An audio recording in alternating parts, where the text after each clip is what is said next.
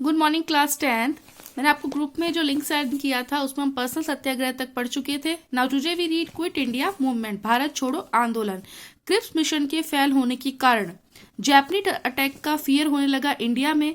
जो डिसीजन था कांग्रेस कमेटी का वो वर्धना कांग्रेस सेशन में हेल्ड हुआ 14 जुलाई 1942 एक्सेट्रा। ये सारे जो थे वो फेलियर के रीजन थे। गांधी जी ने प्रपोजल किया क्विट इंडिया यानी कि अंग्रेजों भारत छोड़ो, जो एक्सेप्टेड किया गया था। सभी इंडिया कांग्रेस कमेटी के द्वारा एक मीटिंग हेल्ड की गई थी बॉम्बे में 8 अगस्त 1942 सीई में। इस कंटेक्स्ट में गांधी जी ने कहा कि मैं तुम्हें एक छोटा सा मंत्र देता हूं, सबको करो या मरो। We all will either get India free और डाई। हम इंडिया में फ्री होना चाहते हैं, चाहे हम इस कारण से मर भी क्यों नहीं जाए, लेकिन हम डोमिनेटेड जो है वो जिंदा नहीं रह सकते।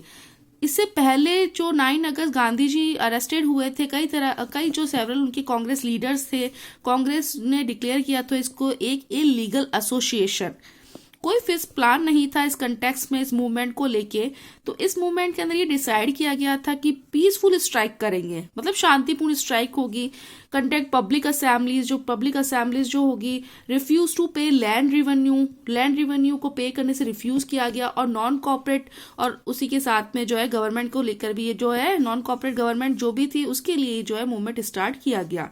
Gandhi ji called this movement in the final struggle. Gandhi ji ने इस मूवमेंट को फाइनल स्ट्रगल कहा, इसीलिए पब्लिक ने रिएक्टेड इसी वे में किया कि एक सही वे के अंदर सोच के। They thought to be right, वो सही तरह के से सोच रहे थे। एक सेल्फ एक्टिवेट मूवमेंट अरोज हुआ था पूरे नेशन के अंदर। स्ट्राइक्स हो गई, तो इसकी जगह से कई कई जगह पे स्ट्राइक होने लगी, जैसे फैक्ट्रीज के अंदर, स्कूल्स के अंदर, कॉलेजेस के अंदर, police station, post office and railway station attack किए गए। मोस्ट जो लीडर थे कांग्रेस सोशलिस्ट पार्टी के, उन्होंने मैनेज किया था उनको बचाने के लिए, अरेस्ट होने के लिए, उसको भी बचाना कि भी अरेस्ट नहीं हो कोई भी। ये लीडर्स जो थे उनमें से कुछ तो अंडरग्राउंड हो गए और कुछ ने इस मूवमेंट को कंटिन्यू रखा। इसमें जो लीडर्स थे वो थे जयप्रकाश नारायण, राम मोहन लोहिया, अच्युत पटवर्धन, रामानंद मिश्रा, एस.एम. जोशी, जो इन सब में प्रोमिनेंट थे, प्रसिद्ध थे। जयप्रकाश नारायण ने एक बहुत ही इंपॉर्टेंट रोल इस मूवमेंट के अंदर जो प्ले किया। अरुणा आसफ अली ने इस मूवमेंट को लीड किया सक्सेसफुली बॉम्बे के अंदर। ये रिवॉल्यूशनरी जो थे इस मूवमेंट में वो हमेशा सक्सेसफुल, एक पैरेलल गवर्नमेंट उन्होंने कई प्लेसेस पर फॉर्मिंग की, सिटीज में, टाउन्स में और विलेजेस में। ये मूवमेंट पूरी तरह से कुचल दिया गया। इसके दौरान फायरिंग की गई, 10,000 पीपल जो थे वो किल्ड हो गए। जो रिवॉल्टिंग विलेजेस थे उनको एक बहुत ही लार्ज अमाउंट में फाइन जो है वो भरना पड़ा। गवर्नमेंट ने अपनी रेस्पॉन्सिबिलिटी जो वायलेंस की थी वो इस मूवमेंट के दौरान गांधी जी के ऊपर जो उन्होंने ये रखी। ये मूवमेंट जो था वो एक इंडिपेंडेंस ऑफ इंडिया के एक रास्ते पर चल रहा था। ये इन्फ्यूज करना की जो स्पिरिट थी, ब्रेवरी की, एक्साइटमेंट की, स्ट्रेंथ और सेक्रीफाइस की नेशन के अंदर, ये सब भारतीयों के अंदर आ चुकी थी। एक न्यू जनरेशन जो लीडरशिप की थी वो एमर्ज हो गई थी कंट्री के अंदर। इसके कारण कई तरह की स्ट्रेंथ और पावर जो थी, कॉलोनिकल रूल जो इंक्रीज हुआ था लोगों के बीच में।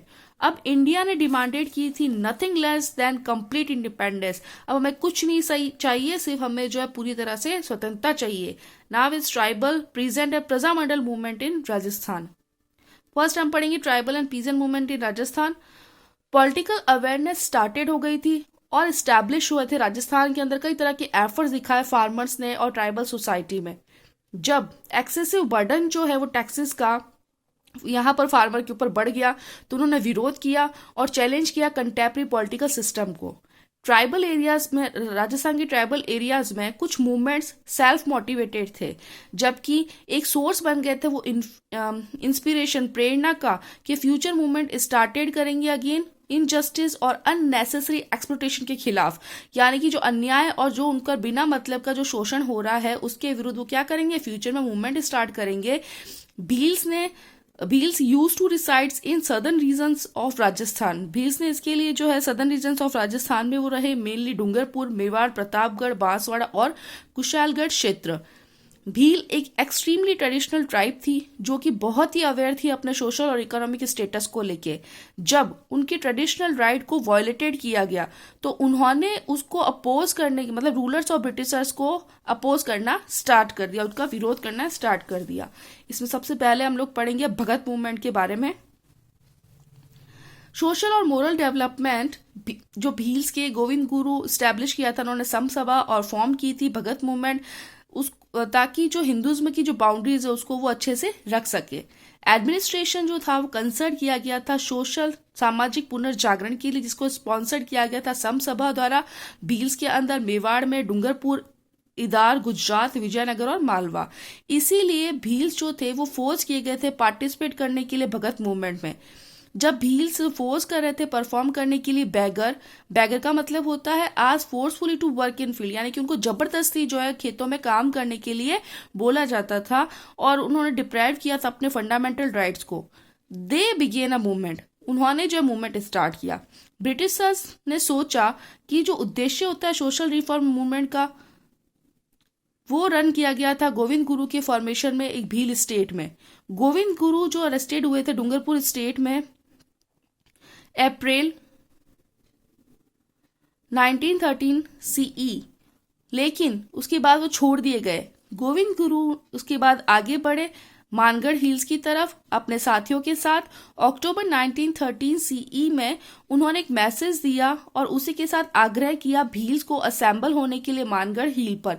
भील्स असेंब्ल्ड हुए लार्ज नंबर में, उसी के साथ में उनके पास में हथियार थे और गोला बारूद थे। इस कंसर्ट के साथ ही जो यूनिटी थी भील्स की, तो ब्रिटिश ने एक बहुत बड़ी आर्मी सेंड की जहां पर वे पहुंचे मानगढ़ हिल्स में और उन्होंने ओपन फायर की थी भील्स के ऊपर टू डिस्पर्स देम, यानी कि उनको डिस्पर्स करने के लिए। इसी के साथ में ऑफिशियल एस्टिमेट्स जो था, यानी कि जो ऑफिशियल हम लोग बोलते हैं आंकलन के आधार पर या अंदाजे के आधार पर 1500 भील्स जो थे वो किल्ड हो गए थे सेक्शन में। इसी वे में भगत मूवमेंट बुरी तरह से वो भी कुचल दिया गया और गोविंद गुरु जो थे वो सेंटेंस हो गए थे 10 ईयर्स में इम्प्रिजमेंट, यानी उनको कैद कर लिया गया। नाउ इज एक ही मूवमेंट। जब भगत मूवमेंट कुचल दिया गया तो गवर्नमेंट पॉलिसीज हो गई थी भील्स अगेंस्ट कंटिन्यू हो गए थे। उसके भी 1917 सीई में भील्स और गढ़शिया जो थे वो दोनों साथ में जॉइंटली उन्होंने एक लेटर लिखा महाराणा को और एक्सप्रेस किया उनके प्रोटेस्ट, जो भी शोषण के विरुद्ध उनके जो उनके ऊपर शोषण हो रहा था पॉलिसीज को लेके और फोर्सफुली जो है उनको लेबर बनाया जा रहा था, इन सब के खिलाफ जो है उन्होंने एक लेटर लिखा। जब ये एक्सेप्टेड रिजल्ट जो है वो ऑब्टेन नहीं हुए तब भील ने स्टार्ट किया एक मूवमेंट। लीडर मोतीलाल तेजवात के अंडर में एक लीडरशिप जो थी उन्होंने रखी और एक मूवमेंट स्टार्ट किया। ये मूवमेंट जो था उसको एक ही मूवमेंट के रूप में जाना जाता है क्योंकि इसमें दो जातियां थी, इसमें भील्स भी थे और गड़ासियाज भी थे। Now is peasant movement in Rajasthan. Political, social और इकोनॉमिक स्ट्रक्चर राजस्थान का जो है वो सामंतवादी है। ये स्ट्रक्चर 3 टायर है जिसमें रेस्पेक्टिवली रूलर्स होते हैं, लैंडलॉर्ड्स जागीरदार होते हैं और फार्मर्स इंक्लूडेड होते हैं। ये सिस्टम बेस्ड होता है mutual coordination of all these people. 19th century till the end of, यानी कि 19th सेंचुरी के एंड तक ये रिलेशन हमेशा कॉर्डियल रहा, लेकिन बाद में स्कैनरियो राजस्थान का चेंज होता चला गया। इसके कॉन्सिक्वेंस में हम ये देख सकते हैं कि राजस्थान में कई सेवरल पीजेंट मूवमेंट अलग पार्ट से आए। ये इसके रीजंस जो थे इन मूवमेंट्स के वो ऐसे हैं जिसमें हम सब फर्स्ट पढ़ेंगे। जैसे ब्रिटिशर्स का इन्फ्लुएंस बढ़ा, रूलर्स ने अटेंशन उनके सब्जेक्ट पर देना नहीं the rulers did not give due attention to their subject. Rulers ने जो है उनके उद्देश्य पर किसी भी तरह कोई अटेंशन नहीं दिया। रूलर्स और लैंडलॉर्ड जागीरदार जो थे वो बिलीव करते थे कि उनकी एग्जिस्टेंस डिपेंडेंट करती है ब्रिटिश रूल के ऊपर, क्योंकि वो ब्रिटिशर्स के साथ ही मिले हुए थे, इसलिए वो यही सोचते थे। इसीलिए जो डिपेंडेंस था रूलर का वो जागीरदार के ऊपर था और डिपेंडेंस था जागीरदार के ऊपर वो था फार्मर्स जो है कंटिन्यू इसी तरह से फार्मर्स जो वो डिक्लाइन होते जा रहे थे क्योंकि उनके ऊपर शोषण हो रहा था। Now turn your page. Second is इसी के साथ जो कलेक्टिंग जो रेवेन्यू था वो बहुत ज्यादा था और बेगर और लगान कलेक्टेड किए जा रहे थे फार्मर्स से, वो भी बढ़ रहे थे। कुछ स्टेट में जो कुछ लगान जो थे वो 300 से भी ज्यादा थे। इस पीरियड के अंदर एग्रीकल्चर लेबर्स जो थे वो बहुत ज़्यादा बढ़ गए थे, इसीलिए कुछ लोग जो थे वो डिपेंडेंट हो रहे थे एग्रीकल्चर के। उसके बाद में उन्होंने दूसरे ऑक्यूपेशन को डिस्प्लेस कर दिया। इसी इंक्रीज एग्रीकल्चर नंबर्स के साथ में जागीरदार जो थे उनका बिहेवियर जो था बहुत ही एरोगेंटली था, यानी अच्छा नहीं था। फार्मर्स के साथ में वो अहंकार हो गए थे। जो डिक्लाइन और इंक्रीज था कॉस्ट ऑफ एग्रीकल्चर प्रोड्यूस का, दोनों बेनिफिशियल थे फार्मर्स के लिए। एक तरफ जो डिक्लाइन हो रही थी प्राइसेस की और जो सेविंग हो रहा था फार्मर्स के लिए वो रिड्यूस था। जहां दूसरी तरफ अगर हम देखा जाए तो एक केस था इंक्रीज प्राइसेस का, जहां पर किसी भी तरह कोई प्रॉफिट नहीं हो रहा था। इसलिए जागीरदार जो थे वो लैंड रेवेन्यू कलेक्ट करते उनसे और in the form of commodity, यानी कि एक जो कमोडिटी बना देते अपनी जागीरदार और उसके बाद में वो फार्मर से लैंड कलेक्ट करते। जब ब्रिटिश एडमिनिस्ट्रेशन सिस्टम को अडॉप्ट करने के बाद में काइंड और पैटर्नल आउटलुक जो था जागीरदार का वो फार्मर से स्टार्टेड से चेंज होने लग गया। Now is Bijolia peasant movement. Bijolia movement का लीडर था, बिजोलिया मूवमेंट लीडर जो था वो सभी पीजेंट मूवमेंट में अगर हम देखिए जाए राजस्थान में तो ये सबसे बड़ा लीडर बोला जा सकता है बिजोलिया मूवमेंट। इसमें तो बहुत सारे जो फार्मर्स थे क्षेत्र में वो ढाकर कास्ट के थे। 1894 सीई तक में जो राव गोविंद दास की डेथ हुई थी बिजोलिया में, तो फार्मर्स जो थे वो कई तरह की अपोजिशन सह रहे थे जागीरदार का।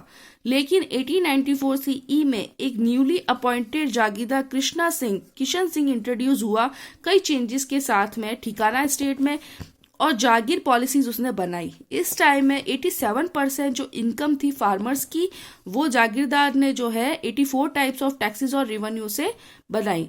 इसके बाद में ये फोर्स जो था वो बैगर वो एडिशनली किया गया, साथ में किया गया। 1897 सीई में जो ओकेजन था गंगराम धाकर के फादर का विलेज गिरदापुर में, यानी कि उनकी डेथ हो गई थी, तो वहां पर जो भी एक कहते हैं ना डेथ का जो खाना वगैरह रखा जाता है तो खाना था, तो 1000 ऑफ पीपल जो थे वहां पर वो डिस्कस कर रहे थे उनकी शिकायत। और महाराणा ऑफ मेवाड़ जो थे वो इसके महाराणा ऑफ मेवाड़ जो थे उनको अवेयर किया जा रहा था इस बारे में। ये सब सुनने के बाद में महाराणा ने अपॉइंटेड किया एक असिस्टेंट रेवेन्यू ऑफिसर जिसका नाम था हमीद हुसैन। तो उसने क्या किया, जो भी कंप्लेंट्स फार्मर ने की उसको एग्जामिन किया लैंड रेवेन्यू और बैगर के साथ में। हमीद हुसैन ने रिपोर्ट रखी अगेंस्ट जो स्टेट के थे माखाम खास, लेकिन कोई रिजल्ट ऑब्टेन नहीं हुआ। ये स्टेट इंट्रोड्यूस हुआ रेड्यूस करने के लिए 1 और 2 टैक्सेस। ये इंक्रीज्ड जो स्ट्रेंथ थी वो राव कृष्णा सिंह था, यानी this increase the strength of Rao Krishna Singh. जो सिचुएशन थी बिजोलिया फार्मर्स की वो ऑलरेडी मिजरेबल थी, कई कारण से कई तरह के टाइप के टैक्सेस वगैरह रखे गए थे और इसी वजह से कई तरह की फैमिन जिसको 56 या काल बोलते हैं, आपने सुना होगा ना, कई बार लोग वैसे बोलते हैं कि 56 का काल पड़ा था, 56 का काल पड़ा था, तो ये वही 56 का काल था जिसमें कई तरह की फैमिन आई थी 1899 टू 1900 सीई। इसके बाद में राव कृष्णा सिंह ने इम्पोज किया एक नया टैक्स जिसको छवरी टैक्स बोला जाता था, वो फार्मर्स के ऊपर लगाया गया 1903 सीई में। इसके अंदर हर एक पर्सन वो डिपॉजिट कर सकता है 5 रुपीज स्टेट ट्रेजरी के अंदर जब भी ओकेजन हो उसकी डॉटर की मैरिज का। छावरी टैक्स जो था वो ना केवल एक फॉर्म था इकोनॉमिक बर्डन का जो रेजिडेंट थे बिजोलिया के, लेकिन उसी के साथ में एक्सट्रीमली ऑफेंसिव था सोशल पॉइंट ऑफ व्यू की तरफ से भी देखा जाए तो ये गलत था। फार्मर्स अपोज कर रहे थे इस टैक्स को पीसफुली, और जबकि वो did not get their daughters married for 2 years, जबकि उन्होंने जो थी अपनी बेटियों की शादी 2 साल तक की ही नहीं थी। इसके due to the opposition of the farmer, इस अपोजिशन के कारण फार्मर्स जो थे Rao to force to remove Chhavri tax, Rao ने जो है ये कहा कि छवरी टैक्स को हटा दिया जाए। Collecting 2/5 part of the produce in lieu, यानी कि इसके लिए हम लोग क्या करेंगे, जो भी प्रोड्यूस्ड होगा उसका 2/5 पार्ट जो है वो उसकी खातिर लगा दिया जाए। और जो stop sending arm man along with the अलंकार्स who used to collect the produce, kunta, यानी कि जो है उनको इस तरह के जो है किसी भी तरह का ये कोई छवरी टैक्स जो है इसको हटा दिया जाए, उसकी जगह पे जो है क्या किया जाए, प्रोड्यूस किया जाए, यानी कि जो भी प्रोड्यूशन जो होता है उसका 2/5 पार्ट जो है वो लिया जाए। ओके, सो आज हम इतना ही पढ़ेंगे, कल हम इससे आगे पढ़ेंगे कैसे जो है जागीरदार पृथ्वी सिंह आया और उसने बिजोलिया आंदोलन को और आगे बढ़ाया या क्या हुआ, वो हम लोग कल पढ़ेंगे। Till then, thank you.